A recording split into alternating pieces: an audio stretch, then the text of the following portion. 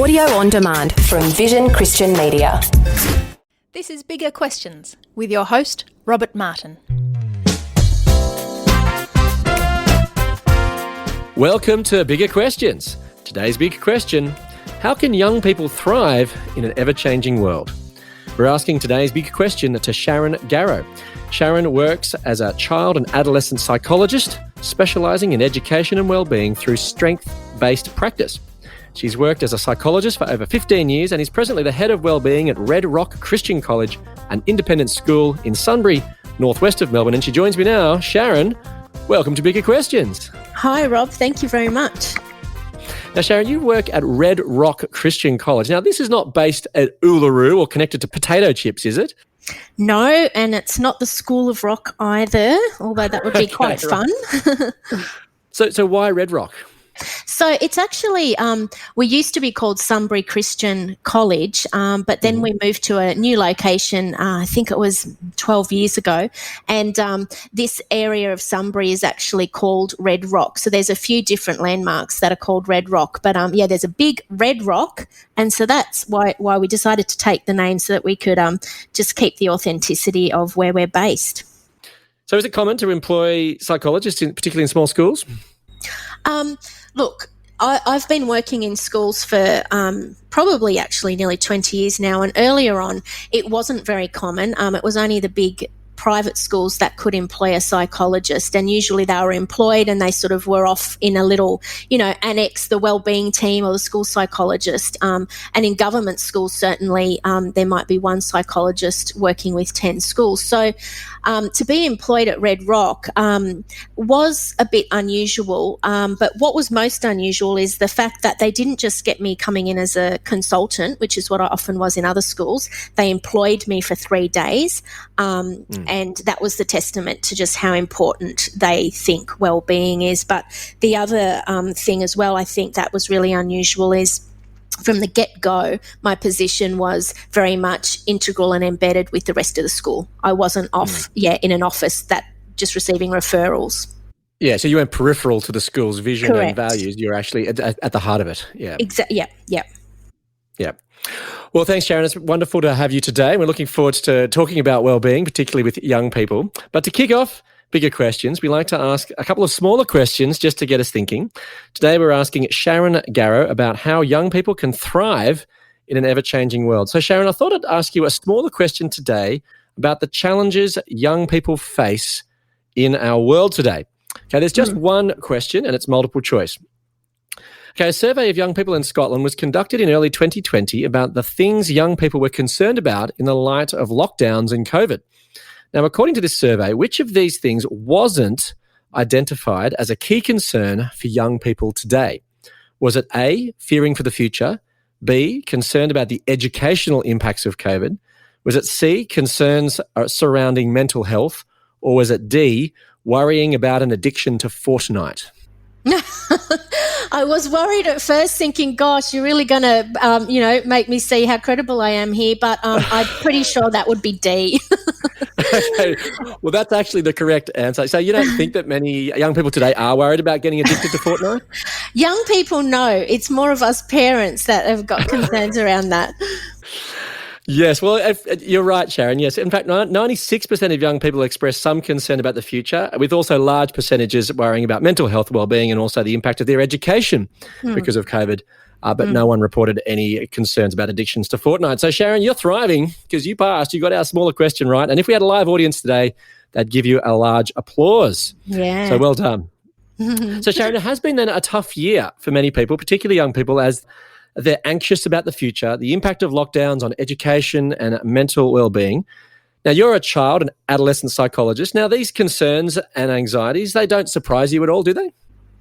They don't surprise me. That obviously they make me sad, but they don't surprise me. So we know those statistics. Within Australia, Mission Australia does a youth survey every couple of years, and in 2018, where they surveyed 28,000 young people, it showed that the top 3 concerns were coping with stress, school and study problems, and mental health. So in addition to now these concerns about globally what's happening in the environment, well, this year it has has been a big hit for everybody. So it doesn't surprise me, those figures, but it makes me sad because for us, with what our school is doing and what a number of schools are doing, is that we've embedded some things that are actually helping them to cope better. So I feel sorry for all the kids that are not able to access the kind of strategies that we have been able to. Yeah. But these things that the young people are feeling, they are a concern though, aren't they? Or are these challenges that they're facing? They're valid. They're valid. We talk a lot about living in a VUCA world. So, our world now is volatile. What world, sorry? What's that? A VUCA world? VUCA, so volatile, uncertain, complex, and ambiguous. And so change is inevitable. And all of those things they're concerned about are very valid. They're not just negative thinking or irrational thoughts. They're valid. And so what we need to do is help young people know how to still manage and cope in a world that is a VUCA world. So in trying to deal with these challenges, the VUCA world, what's been your approach? My approach, it started quite a while ago. So when I was working in a larger high school, I became really overwhelmed with the fact that so many students were referred to us in the wellbeing team, but primarily for stress and anxiety. So that concerned me first of all, but then it was overwhelming because we didn't have the resources to adequately help them all. And the model that we used was what's called a deficit approach, really, where people would be referred to us and we would work with them individually. What's it when you say a deficit approach? What does that mean? Do they mean that they're lacking something in coping with these challenges? There's a few ways that make something a deficit approach, but primarily it's working at the problem end. So it's the crisis end. So we're waiting until things go wrong to intervene. So those students were being referred when they were already in crisis or they were already showing difficulties, and then the wellbeing team was sort of there to try and help fix them or pick up the pieces and get them back on track. So what if all the kids that are sitting in classes that don't, for whatever reason, access a psychologist? They still need the help, and they're sitting there in class. So that's with my approach. I started to think about how can we actually help more kids learn about our bodies, our stress, our identity, and not wait until they're in crisis mode to have to help them. Until there's a disaster. So then you did some extra research and you were studying a Masters of Applied Positive Psychology, which was instrumental in your journey. Can you explain a bit about what did you discover? Oh, look, it really was. And I've got to say, I really think it was a God thing that I ended up in the course. It wasn't something that I intended to do. I was coming from a completely different angle, more on learning about educational strengths. But one thing led to another. A colleague of mine said that she was interested in doing it, so I rocked up. And my intention was actually, I thought, because it was at the University of Melbourne, and, that first day had me, because on the first day, what I started to learn was there was actually a huge amount of scientific evidence that supported my view of working with students' strengths before addressing their weaknesses. So about having this preventative approach and not waiting until they're in crisis. So I guess just to elaborate on that a little bit, traditionally in psychology, we've had what's called a deficit approach. And so we've got all the criteria to know when people are struggling with a disorder and when are not doing well, but we weren't really researching a whole lot on, well, what things are they showing when they are doing well? And so it just stands to reason that if we want young people to do well, wouldn't it be better for us to show them what that looks like and encourage that rather than wait until they're not doing well and have to intervene?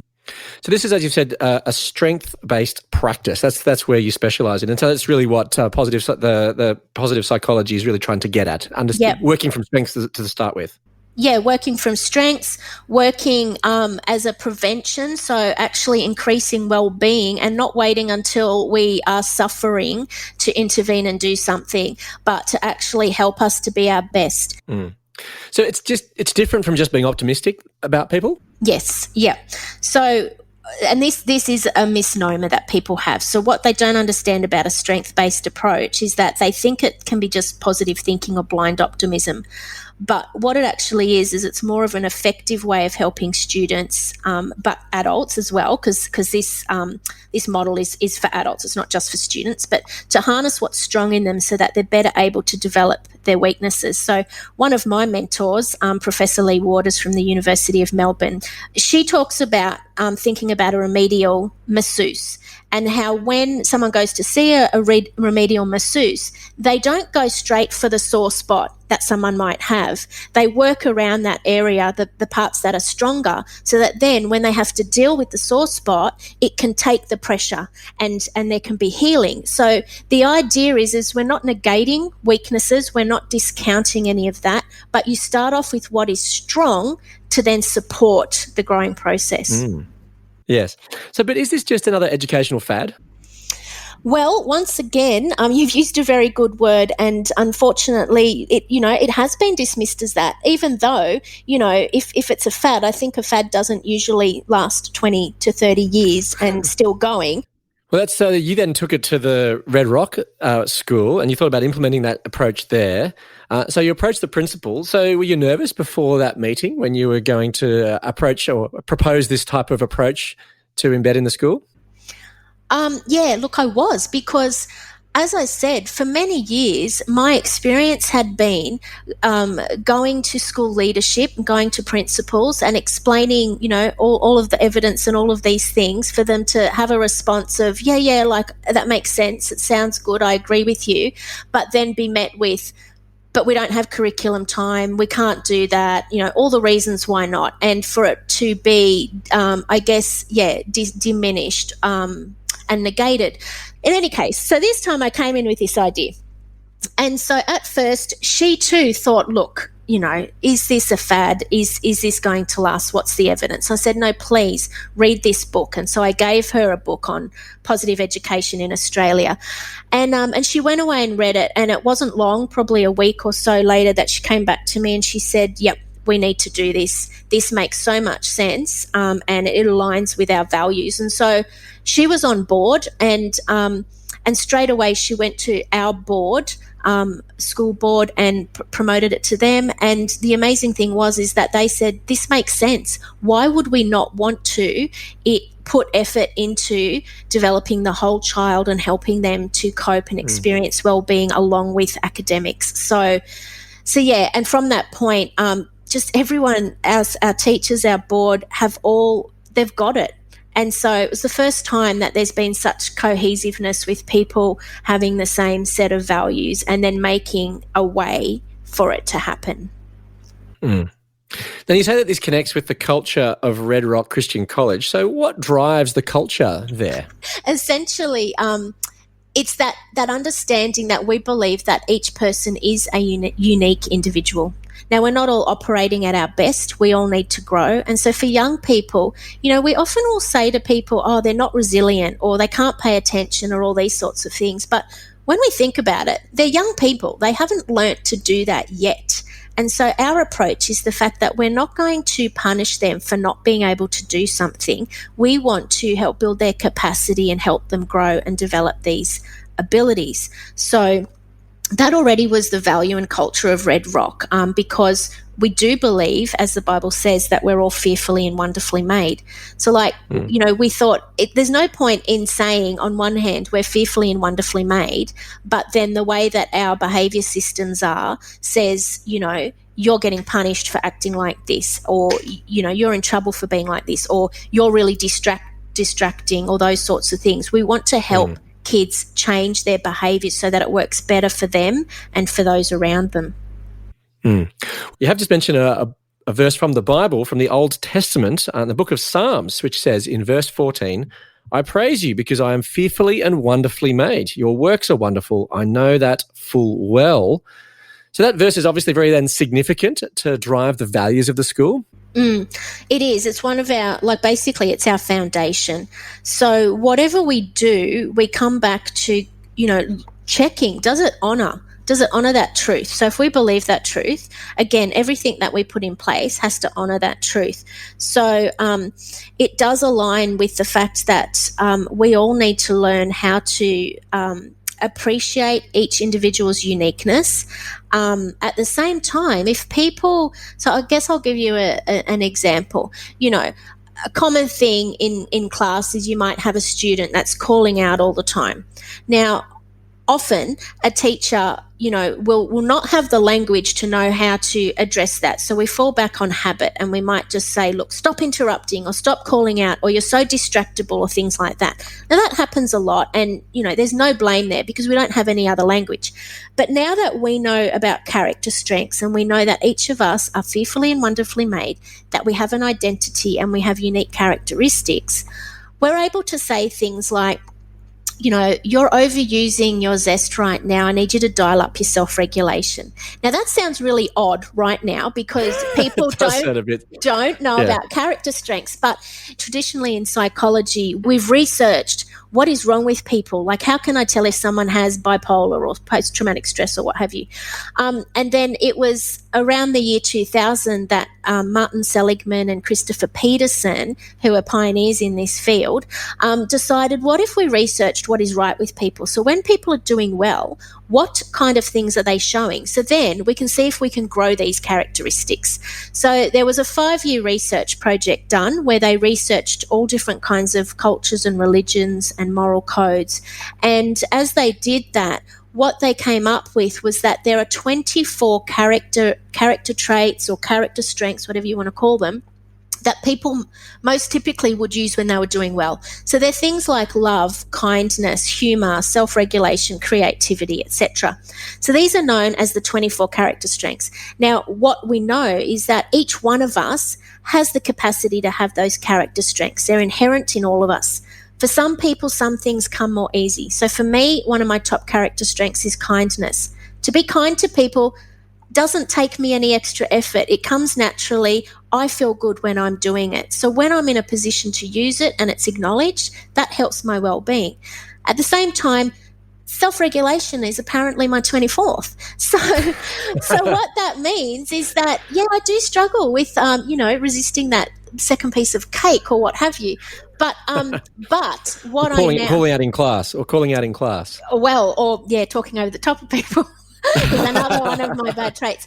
But I could say, well, I just have no self-regulation. But no, what the science says is if I intentionally decide to increase that, I can. So no longer can I use an excuse that I don't have it, because we can grow it. And that's what we're teaching the students, that you might be high in humour, and humour is a good thing, but you also need to balance it out with self-regulation and with kindness, because an overuse of humour can mean that someone can be quite rude and hurtful as well.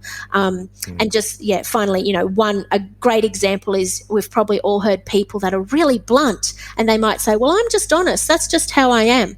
Well, yes, honesty is a character strength, but you can't use that in a way that hurts people. So we also can dial up our kindness so that we can be honest, but we can also be kind. We can't just say, I can't help that. So this kind of approach, what I love about it is that even when we're having behavioural conversations with kids, we're not shaming them in saying that they lack something or that part of their character is not good enough, but what we're saying is you need to use it in the right balance, and if you need to increase something else, here's the way to do it. And so you see that as being connected to being fearfully and wonderfully made. Yep. Yeah, absolutely. So the Bible then also affirms that humans are also flawed. So isn't this approach just a bit too optimistic about human nature? No, I don't think so. So because, as I've mentioned before, it doesn't negate our flaws at all. But by taking this approach, we teach students and ourselves how to modify our behaviour and use our strengths in the right balance. So again, I guess it's that remedial massage thing. We're not negating the flaws. We're not saying everyone is perfect. We all, we're on this journey of growth, of sanctification, but by taking this approach, it helps people know how to do that instead of floundering and thinking, well, gosh, everyone tells me I'm rude, but I don't know how to change it. Yeah. What we're giving kids is the ability to do that. It's all too hard. It's all too hard. I can't change, but this gives you some tools and some ways of actually growing. Yes. Yeah. So then how has this approach changed the school? Well, I'm not going to sit here and say, oh, gosh, we have no problems at all. I've worked with schools like that, and I think you're joking me. But I tell you what we have noticed, and particularly over COVID, so coming back to when we started the session, we know that, everyone is struggling. There are lots of things that we're having to deal with, and might I say that stress is not bad. God created us and to be able to know when things are not going well. And so we have that fight and flight system that kicks in. So stress in itself is not bad. So it's totally normal for people to be feeling stressed during COVID. But what is not good is when that stress stays flicked on for too long a period, and then it ends up leading us into burnout or health problems and mental health problems. So our students have still experienced stress, but because we have had this preventative approach and they've learnt how to look after their health, they know about how breathing can help make their fight or flight response switch off so that they're in rest and digest. They know how to focus on exercise. They know how to use their character strengths to promote well-being, the importance of relationships and so forth. What we've noticed is that during COVID, and remember, we're in Melbourne, and so we have these kids this year have been online more than they have been at school. So they've been through a lot, but what they have known how to do is to implement these wellbeing strategies that we have taught them, so that, yes, there may have been still some struggle, but they've coped with it much better. And that's the other thing about having a preventative approach. It doesn't say you will never suffer, but it says that instead of dropping down into those depths that could be so low or so stressful, without it, we buffer against that so they can cope with it much better and they can bounce back and be resilient. And not only that, what we're seeing is that there is what is called post-traumatic growth. So we're actually seeing that a lot of our students are not just bouncing back or coping with what's happened. They've come back and they're telling stories about how they actually become better and stronger through this stress and trauma. Mm. So this idea of being fearfully and wonderfully made has really made a difference to the students. Yeah, well, it has. It really has. Knowing how to harness their own identity, knowing the fact that they do have a say in what happens to their mental health and their life, that they are not just victims and at the whim of, circumstances around us, that they can do something and it can help them get through. Mm. So what difference do you think this has made to the school culture? Our culture, again, we are a school and kids are kids and there's different things that happen. But as an example, in our Year 8 cohort, the students we were watching their conversations that were happening, and we were just noticing that, a student might say, I'm really worried my mum has to go and get a COVID test. And the ease at which the other students jumped in and said, oh, I hope she's all right. Let us know how she is, and things like that. But another one is that without any prompting from us, that one of the students who knows that her top character strength is kindness, so she began sending little messages to people and encouragements. And then what happened is that the other students started to follow suit. And so what was beautiful about that, because I have worked in other schools, Year 8 is traditionally, the beginning of that real trying to figure out their identity, and, it's more trying to make yourself feel good and, not really not having the time to think about how other people are feeling. And bullying is generally at its highest in Year 8. So I find this amazing that our Year 8s were actually sending kind messages to each other and were following suit. So instead of feeling vulnerable for showing kindness, they were all encouraging each other in this and benefiting from it. Mm. So that's amazing to have a culture where it's kind of cool to be kind. Exactly. Now, they do say that the relationship between a teacher and a student is a very significant contributor to how a student achieves academically. Mm-hmm. So how does this approach impact that relationship? Mm. I say this because our culture at school now is one that if students are feeling anxious or stressed or overwhelmed in class, they might start to escalate, but teachers will look at that now. Instead of looking at it as a defiance and as a behaviour problem, they'll look at it and know they're in fight or flight. So they now know what I need to do is actually prompt that student to go and have a walk, or to sit in all our classrooms. We have an area that's a calm down area, and we teach all the students that it's okay. We all feel like that sometimes, but we can manage it. So we go off, we have our 5 minutes or our 10 minutes to calm down, and we have the tools and strategies there, and then we can come back and engage in work. So having a teacher that values you and that knows you for who you are and that helps you to manage yourself is going to build the relationship between a student and a teacher. So number one, them knowing how stress and emotions impact on learning is something that really builds that relationship. Number two, when a teacher actually can bring out and draw out the strengths of somebody, that really helps the student feel known and valued. And I think it was just recently Macquarie University did a study and they looked at that. They looked at what are the things that people remember about their best teachers. And the two things were that, one, they were passionate about what they taught, and the number two one was that they valued me and they showed they cared. So when we are feeling valued and that we're cared for, when we're feeling known, and when we're in a classroom where we can feel safe and we are not in that fight and flight, they are all situations that promote proper learning and engagement. Well, thanks so much for talking to us today, Sharon. It's been wonderful to hear your journey. So, Sharon, how can young people thrive in an ever-changing world? I think, how do they thrive in an ever-changing world? Number one, they need to know their unique identity and know that this is good, not feel bad for who they are. So they need to feel valued. They need to understand some simple wellbeing practices, how stress works in the body, how to calm down, and know that everyone encounters stress. It doesn't mean you have an anger problem. It doesn't mean you have depression. We all need to learn this. They need to develop a practice of using their character strengths intentionally, because that's also what will build well-being. And they need to see that challenge is an opportunity to grow. And finally, it's what's called hope theory, which is believing that the future look hopeful and having the strategies and the agency to make it so. And you believe that the Christian message offers a lot of the answers to those things? Well, I think that a lot of the things in positive psychology actually are very grounded in the Bible, from looking at character strengths that all include the fruits of the Spirit to, thinking about the way that we think, and in hope theory. So, I think it's very, very aligned with the Christian faith.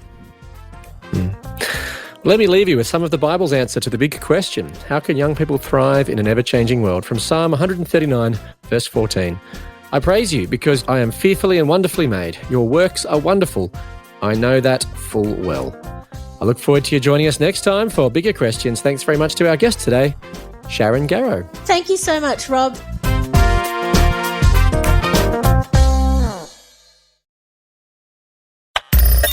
Thanks for taking time to listen to this audio on demand from Vision Christian Media.